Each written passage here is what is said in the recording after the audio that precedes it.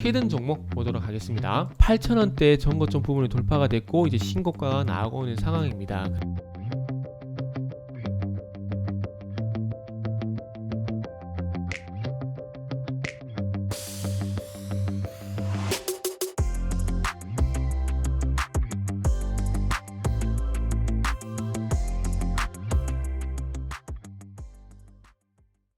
자, 반갑습니다. 알파프로 과정 여러분, 정태근 전문가입니다. 9월 6일 두 번째 방송 시작을 해보도록 하겠습니다. 두 번째 방송 종목은 LG전자입니다. 상당히 오랜만에 한번 언급을 좀 하는 것 같아요.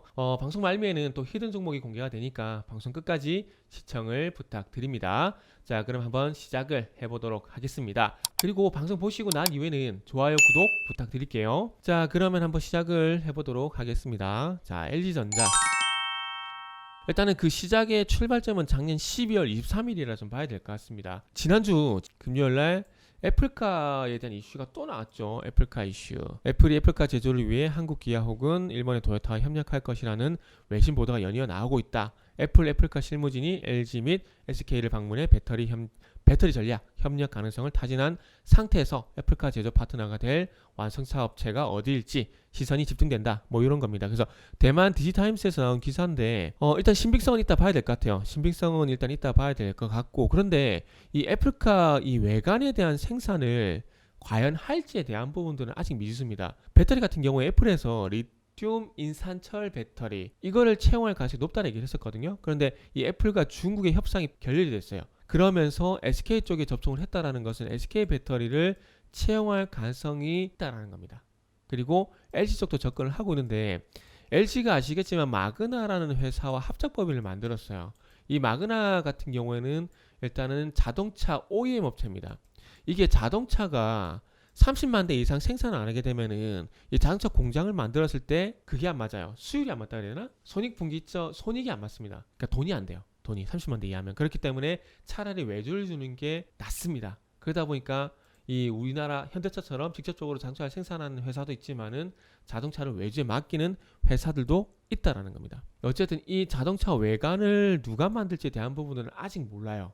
솔직히 말씀드리면 아직 알 수가 없습니다. 지금 어쨌든 이 외관을 일본 도요타에 맡길지 LG 마그나에 맡길지는 아직 아무도 모릅니다. 알 수가 없어요. 그런데 이 LG 쪽에 이가 모락모락 나오는 이유가 어쨌든 1998년도부터 애플 제품에 대해서 아이패드란지 아이폰에 들어가는 디스플레이 패널, 이걸 LG 디스플레이가 공급을 했고, 거기에 들어가는 카메라 같은 경우도 LG 이노텍이 공급을 한 이력이 있기 때문에 아마 여기에 들어간 전장 부품은 납품을 할 가능성이 높지 않을까라는 생각입니다. 제 생각은. 솔직히 뭐 LG 마그나가 받을지 도요타가 받을지 아직 몰라요. 애플의 마음은 갈대입니다. 몰라요. 그런데 여기 들어가는 전장 부품이란지 SK 배터리는 들어갈 가능성이 일단 높다라는 거죠. 그렇기 때문에 제가 말씀드릴 수 있는 부분입니다. 그리고 그 애플 이슈 같은 경우는 2월 13일, 작년 12월 23일 날 나왔다고 말씀드렸는데, 이때 당시에 일단 여기 보시면은 LG전자와 마그나의 조인트 벤처 설립이 얘기가 나오게 되면서 애플카 수혜주 이런 얘기들이 나왔었거든요. 그래서 이 마그나에 애플이 맡길 것이다, 이런 얘기들이 좀 많았습니다. 그런데 그때 당시 그런 얘기가 있었는데, 그래서 아무튼 이 여기에다 연속성이라 봐야 될 것 같아요. 연속성. 다시 최근에 극비리에 애플 실무진이 또 한국을 방문하게 되면서 소위 말하는 가능성, 기대감, 썰에 대한 부분들이 나타나고 있다는 겁니다. 그래서 아마 그 JKW인가요? 그러니까 소위 말하는 헤드라이트 만드는 회사, 이쪽으로도 어쨌든 LG전자가 만약에 마그나 쪽으로 그 자동차 외관 OEM을 수주하지 않는다고 하더라도, 지금 멕시코 쪽에 JKW 회사가 있는데 이게 LG전자가 인수한 자회사죠. LED 조명 같은 거 만드는 회사, 전장 부품 회사인데 이쪽으로 납품 수주를 딸 가능성도 있기 때문에 수혜라고 좀 볼 수가 있을 것 같습니다. 수혜라고. 그래서 아마 애플가 얘기가 나오게 되면은 일단은 수주 가능성 때문에 일단 상승이 나올 거고, 시간이 많이 오래 걸렸죠. 지금 9월달 한 8개월 9개월 만에 다시 애플카 이슈 소식이 나왔는데, 이 애플카 이슈 소식으로 인해서 어쨌든 장기 성장성, 장기 추세는 지켰고, 그러면서 상승은 나올 가능성은 높다. 그러나 마그나 쪽까지 외관, 그러니까 자동차 외관까지 수주받을 가능성은 아직까지 알 수 없다.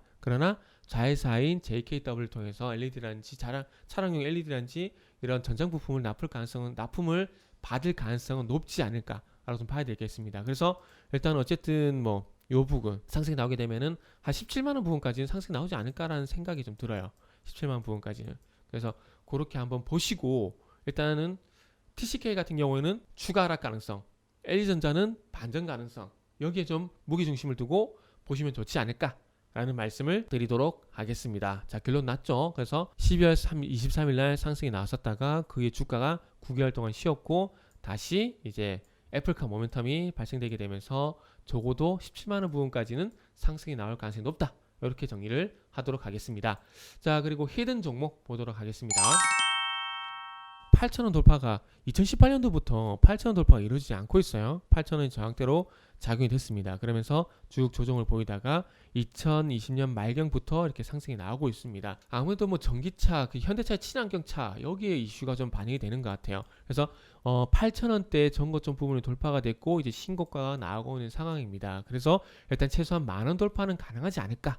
많은 돌파는 가능하지 않을까 그런 관점에서 일단 말씀을 좀 드리고 싶고요. 그래서 신고가 패턴으로서 관심을 좀 가져야 되는 종목이라고 봐야 될 것 같습니다. 일단 지금 현대차가 8월 달까지 국내에서 7만 대 넘게 판매가 되게 되면서 작년 대비해서 44% 작년 8월 달까지는 4만 5천 대 가량 팔았다가 올해는 7만 대가 넘게 팔리게 되면서 작년 대비 44% 가량 성장을 하고 있고 이 회사에서 만들고 있는 이 브레이크 관련된 부품의 현대차 쪽으로 독점적으로 공급이 되고 있습니다. 그런데 최근에 GV60을 만들고 있는데 여기에 브레이크 스위치 부품을 독점적으로 공급을 하고 있고 중국의 니오에는 브레이크 패드 그리고 미국 포드 쪽으로도 공급할 가능성이 상당히 높습니다. 그렇기 때문에 해외 쪽으로 국내와 해외 쪽의 공급처 매출처 다변화에 대한 부분들이 상당히 기대가 되는 종목이기 때문에 신고가 패턴이 지속이 될 가능성이 상당히 높다라는 관점에서 최소한 만원 돌파는